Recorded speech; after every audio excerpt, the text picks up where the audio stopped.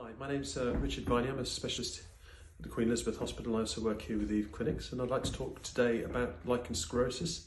We're talking about lichen sclerosus in men.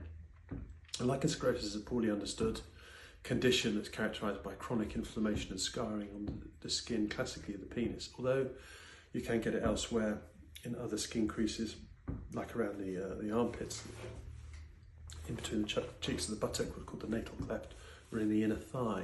But almost always it's on the foreskin of the uncircumcised penis.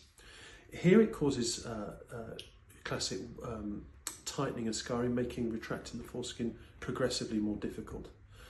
Once a diagnosis has been made, treatment is instituted, and that's normally a strong steroid cream, which will dampen down the flare-ups, but won't actually resolve the complaint.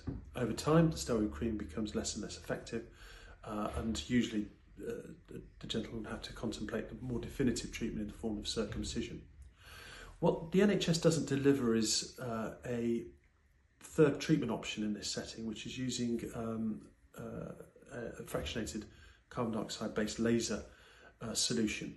What this can do is it can cause some regression of the condition and certainly give more prolonged periods of remission with the condition, meaning that the need for steroid is much less.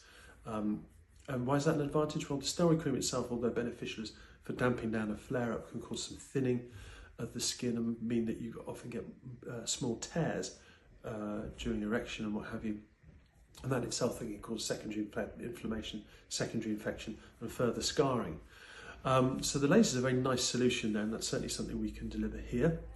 Other options also include injection of steroid directly into the scarring rather than applying it on the surface.